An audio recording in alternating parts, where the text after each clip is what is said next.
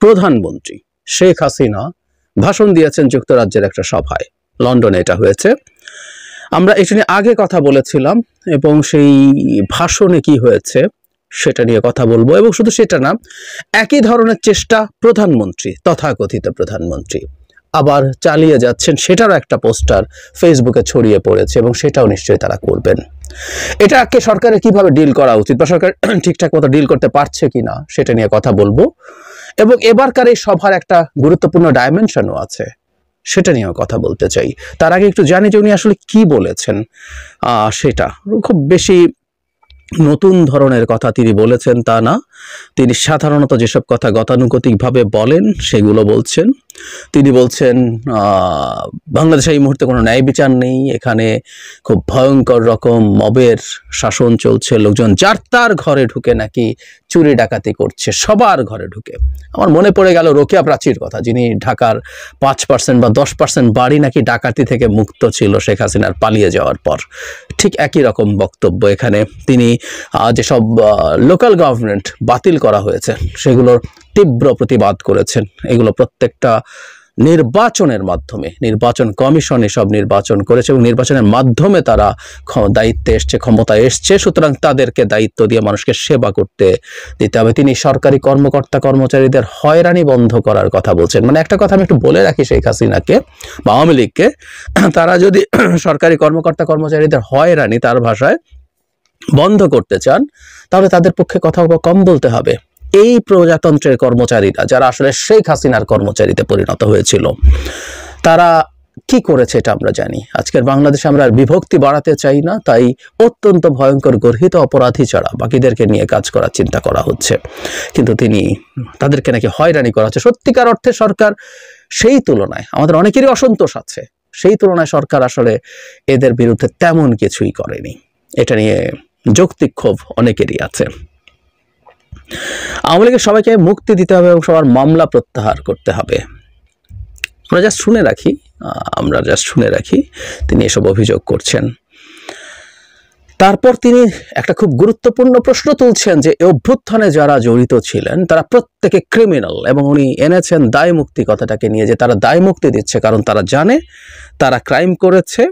এবং দারুণ কৌতুক উনি করেন, যেমন আবু সাইদের নাম নিয়েছেন, মুগ্ধর নাম নিয়েছেন, নিয়ে বলেছেন সবার হত্যাকাণ্ডের সাথে মাস্টার মাইন্ড ডক্টর ইউনূস জড়িত। এই শব্দটা ইদানিং আমরা খুব শুনি, শেখ হাসিনাও ব্যবহার করছেন, তিনি তাকে দায়ী করছেন।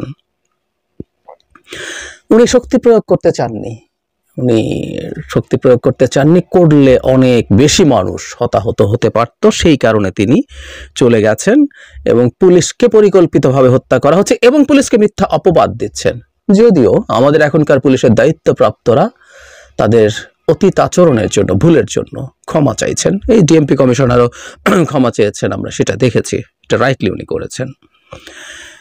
গণভবনে লুটপাটের কথা এনেছেন, উনি চলে গেছেন, এবং সংসদ ভবনের এবং এমপি হোস্টেলে লুটপাট হয়েছে বলে তিনি বলছেন, এবং গণভবনে হয়েছেন। এবং একটা খুবই অদ্ভুত জিনিস আগেও উনি বলেছেন, আবারও বলেছেন, ডক্টর ইউনূস যে গণভবনে গেল সেটার দিকে ইন্ডিকেট করে উনি বলছেন তিনি এবার বাকি লুট করতে গেছেন।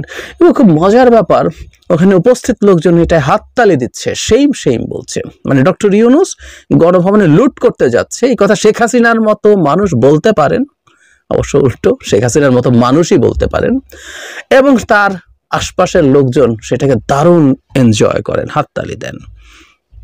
বাংলাদেশে নাকি ভীষণ লুটপাট হচ্ছে, শেয়ার বাজারে টাকা পাচার হয়েছে, ব্যাংকের টাকা পাচার হচ্ছে। আমরা একটু শুনে রাখি, মানে শেখ হাসিনার বিরুদ্ধে আমরা যা যা কথা বলতাম ঠিক সেগুলো উনি ফিরিয়ে দিচ্ছেন।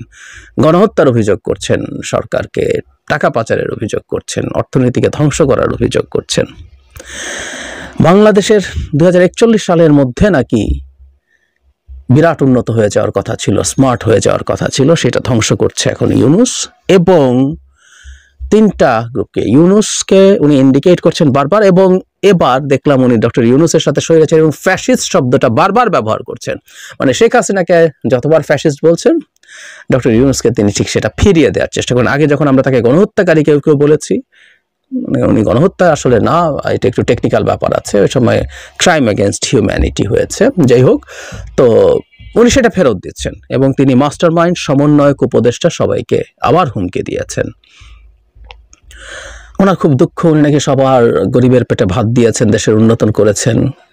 এটাই কি তার অপরাধ? অপরাধের প্রশ্ন এসছে কারণ তাকে আন্তর্জাতিক অপরাধ আদালতে বিচার করা হচ্ছে এই অপরাধে কিনা।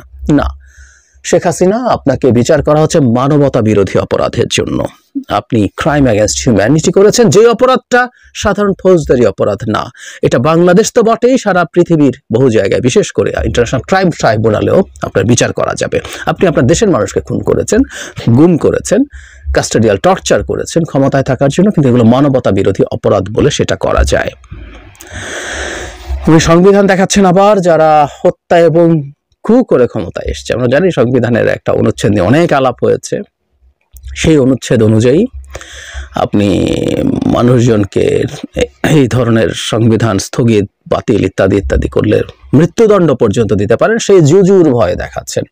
শেখ হাসিনার জন্য একটা ছোট্ট তথ্য দিয়ে রাখি, পঞ্চদশ সংশোধনী যে চ্যালেঞ্জ হয়েছিল সেটা রায় হতে যাচ্ছে 17 তারিখ, এবং এটা মোটামুটি নিশ্চিত। এটা আমরা আইন বিচার ব্যবস্থার উপর হস্তক্ষেপের প্রশ্ন না। ওই সংশোধনীতে এত বাজে ছিল, এত রকম ভায়োলেশন আছে ওটা বাতিল হবে। সো ওটা বাতিল হলে এই ধারাটাও চলে যাবে, সুতরাং আমরা বেঁচে যাব। তবে হ্যাঁ, এই কথা আগেও বলেছি, এখনো বলছি, শেখ হাসিনা ফিরে আসলে এইটা আমরা এই অনুচ্ছেদ যাক বা নতুন সংবিধান লিখি, সেই সংবিধানে অভ্যুত্থানকারীদেরকে জাতি সূর্য সন্তান বলে তাদেরকে ভবিষ্যতের সব অপরাধ থেকে মুক্তি দিয়ে লাভ নেই। শেখ হাসিনা সবাইকে আসলেই দেখে নেবেন। তারপর খুনিদের বিচার তিনি করবেন। এই যারা আন্দোলনে ছিলেন, অভ্যুত্থানে ছিলেন, সবার বিচার করবেন, যেমন যুদ্ধ অপরাধের বিচার তিনি করেছেন ইত্যাদি ইত্যাদি। সেখানে একটা প্রশ্ন, তার যে এখানে যে আন্তর্জাতিক অপরাধ আদালতে যে চিফ প্রসিকিউটর আছেন, নাম বলেননি, কিন্তু যারা তাজুলকে ইন্ডিকেট করে তিনি বলছেন যে যিনি ওই সময় তাদের ডিফেন্সের মেইন লয়ার ছিল যুদ্ধাপরাধীদের, তাকে এখানে দেওয়া হয়েছে কেন, এই প্রশ্নটা তুলেছেন। কেউ কেউ তখন আগেও ভাবছিলেন যে তার নিয়োগের ক্ষেত্রে এই প্রশ্নটা করার চেষ্টা করা হতে পারে।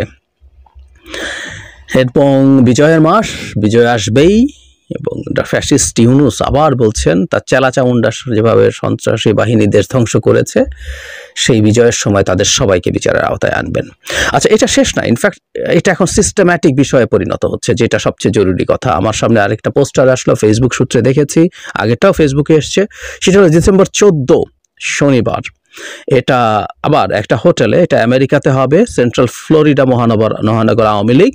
এখানে প্রধান অতিথির বক্তব্য রাখবেন ভার্চুয়ালি জননেত্রী দেশরত্ন শেখ হাসিনা, এবং এখানে লিখেছেন গণপ্রজাতন্ত্রী বাংলাদেশ সরকারের মাননীয় প্রধানমন্ত্রী। আবার হতে যাচ্ছে, এই প্রসঙ্গে আসবো, কিন্তু একটা খুব গুরুত্বপূর্ণ দিক আছে লন্ডনের এই সভার, সেটা দিয়ে বলেছিলাম শুরুর দিকে, সেটা এবার একটু বলি। প্রথম আলোর হেডলাইন, লন্ডনে শেখ হাসিনার ভার্চুয়াল সমাবেশে সাবেক মন্ত্রী, প্রতিমন্ত্রী, সংসদ সদস্যরা। এখানে অনেককে দেখা গেছে, তাদের মধ্যে দর্শক সারিতে বসেছিলেন সাবেক মৎস্য ও প্রাণী সম্পদ মন্ত্রী আব্দুর রহমান, সাবেক প্রবাসী কল্যাণ ও বৈদেশিক কর্মসংস্থান প্রতিমন্ত্রী শফিকুর রহমান চৌধুরী, সাবেক সংসদ সদস্য হাবিবুর রহমান হাবিব, সাবেক মন্ত্রিপরিষদ সচিব কবির বিন আনোয়ার, এরা সেখানে বসেছিলেন। তার মানে এবারকার যে সভা, সেটার একটা ভিন্ন ডাইমেনশন আছে, এইগুলো আস্তে আস্তে বাড়তে থাকবে। এবং প্রধানমন্ত্রী শেখ হাসিনা বারবার মানুষের সামনে আসবেন, ভাষণ দেবেন। আমি লন্ডনে ভাষণটার আগে সরকারের উদ্দেশ্যে বলেছিলাম, আমি জানি না তারা সেভাবে চেষ্টা করেছেন কিনা, করার কথা, করে থাকলে যদি সফল না হয়ে থাকেন সেটাও একটা আমাদের ভবিষ্যতের জন্য একটা নতুন প্রশ্ন তৈরি করবে, আর যদি চেষ্টাই না করে থাকেন সেটাও ভুল হয়েছে। কারণ যখন শেখ হাসিনাকে পোর্ট্রে করা হচ্ছে প্রধানমন্ত্রী হিসেবে, এবং তিনি ভারতের মাটিতে বসে এই ভাষণগুলো দিচ্ছেন, আমাদের প্রধান উপদেষ্টা তাকে মুখ বন্ধ রাখতে বলেছিলেন ভারতের প্রতি, এবং এটা উচিত। শেখ হাসিনা ভারতে মানে একটা ভয়ঙ্কর ক্রিমিনাল পালিয়ে আছে। যেমন ধরুন, ভারত এক সময় আমাদেরকে অভিযোগ করতো না যে তার 7 সিস্টার্সের বিচ্ছিন্নতাবাদী কোনো নেতা, তাদের ভাষায় বিচ্ছিন্নতাবাদী কোনো নেতা বাংলাদেশে আশ্রয় নিয়ে আছে, এবং সেটার জন্য তাদের তীব্র ক্ষোভ ছিল, তাদেরকে তুলে দিতে হবে সেই চাপ ছিল, এবং বাংলাদেশ সরকার ফর্মালি ইনফর্মালি তুলেও দিয়েছিল অনেককে। ঠিক একইভাবে আমাদের দেশটাকে আরো 1000 গুণ বেশি ধ্বংস করে এবং দেশটাকে এখন আবার ডিস্টেবিলাইজ করার চেষ্টা করা শেখ হাসিনাকে আমরা তো ফেরত চাইতেই পারি। সেটা দূরে থাকুক, তিনি বসে প্রকাশ্যে লুকিয়েও না, প্রকাশ্যে উনি এখন বাংলাদেশকে ডিস্টেবিলাইজ করার চেষ্টা করছেন। গর্হিত অপরাধ, ভারত এটা উস্কে দিচ্ছে। আমি গত ভিডিওতে বলেছিলাম লন্ডনের সমাবেশটার আগে যে এটা মোদি প্রেসক্রাইব করছে করার জন্য, এবং ভারত কি কি উনি বলবেন না বলবেন সেগুলো ঠিক করে দিচ্ছে, কোনো সন্দেহ নেই। আগে যেমন দিত, এটা এই সরকারকে বৃদ্ধাঙ্গুলি দেখানোর চেষ্টা, কারণ সরকারের প্রধান স্বয়ং বলেছিলেন এটা করা যাবে না। দেশের জনগণেরও ইনক্রিজিংলি এটার বিরুদ্ধে অপোজিশন আছে। একটা সময় চুরির মতো দেখাচ্ছিল, মানে আমি এই চেঞ্জটা দেখার কথা বলছি, এবং সামনে কি আসতে পারে সেই আলাপও করতে পারি আমরা। চেঞ্জটা হচ্ছে প্রথম চুরির মতো, যে একটা ফোন কল কেউ রেকর্ড করে ছেড়ে দিচ্ছে, কিন্তু ওনার বক্তব্য সামনে চলে আসো, সেখানে হুমকি ধামকি, বাংলাদেশকে অস্থিতিশীল করে তোলার চেষ্টা, সেটা ছিল। তারপর এবারের দফায় এসছে, এরপর চিন্ময় গ্রেফতারের পর ফেসবুক স্ট্যাটাস ফর্মাল, তারপর এবার ঘোষণা দিয়ে প্রধানমন্ত্রী হিসেবে, উনি নিজের মুখে এখনো প্রধানমন্ত্রী নিজেকে দাবি করছে না, কিন্তু উনি পদত্যাগ করতে পারেননি, আগের একটা ভাষণে উনি বলেছেন, নিউ ইয়র্কে যেটা দিয়েছেন, এটা আসবে বারবার এবং পোস্টারে লেখা, তার মানে আমাদের সামনে প্রধানমন্ত্রী শেখ হাসিনাকে এবার আনা হবে, এবং ফর্মালি উনি ফেসবুক স্ট্যাটাস দিচ্ছেন, ওনার বক্তব্য ঘোষণা দিয়ে বক্তব্য প্রচার করছেন, মানে উনি পলিটিক্যালি এনগেজড হয়ে গেছেন, ইনভলভড হয়ে গেছেন। Sheikh Hasina politically involved engaged হলে খুব বেশি ক্ষতি আমাদের আছে আমি মনে করি না, এটা একেবারেই না। কারণ আমি মনে করি উনি যত কথা বলবেন এই দেশের মানুষজনের সামনে, তার স্মৃতির যে ট্রমা তিনি যা করেছেন সেটা ফিরে আসবে, সেটা আরো, সেই ট্রমাটা আরো জীবন্ত থাকবে, আরো তাজা থাকবে, এটা থাকা উচিত, এটা ভালো। কিন্তু ভারতের আচরণকে আমার মনে হয় এখানে বিশ্লেষণ করা দরকার। ভারত তার যে অ্যাটিটিউড, সেটা মানে বাংলাদেশের প্রতি অত্যন্ত নেগেটিভ যে অ্যাটিটিউড, সেটা ধরে রাখছে, সেটা কন্টিনিউ করছে। এটা তাৎপর্যটা মূলত ওই জায়গায়, ওইভাবে দেখতে হবে। এবং ভারতের উপরে সরকারের আসলে প্রকাশ্য এবং ডিপ্লোম্যাটিক চ্যানেলে তীব্র চাপ তৈরি করতে হবে, শেখ হাসিনা ভারতে বসে যেন এই ধরনের কোনো কিছু করতে না পারেন। কারণ আমি আগেও বলেছি, আমি আবারও বলি, আমি মনে করি যে আস্তে আস্তে এই আলাপটা মাটিতে ছেড়ে দেওয়া হবে। তিনি বৈধ প্রধানমন্ত্রী, এবং একটা পরিস্থিতি যদি দেখা যায় যে একটা প্রবাসী সরকার করব ভাব, এটা দেখানোর চেষ্টা তাদের দিক থেকে হতে পারে। আমাদের সরকারের এই ব্যাপারে সতর্ক থাকা উচিত, এবং যেখানে এই ধরনের ঘোষিত প্রধানমন্ত্রী হিসাবে ঘোষিত সমাবেশ করছে, এবং বিদেশি আওয়ামী লীগের শাখা, লন্ডন বা যুক্তরাজ্য আওয়ামী লীগ বলে পোস্টারিং হয়েছে, এটা অবৈধ। একইভাবে এখন একটা শহরের নামে আওয়ামী লীগের পোস্টার, বাংলাদেশের বর্তমান আইন অনুযায়ী, আরপিও অনুযায়ী, যেখানে রাজনৈতিক দল নিবন্ধনের শর্ত আছে, সেখানে কোনোভাবেই একটা দলের প্রবাসী শাখা থাকতে পারে না। এই ব্যাপারগুলোতে সরকারের সিরিয়াসলি কাজ করা উচিত। আমি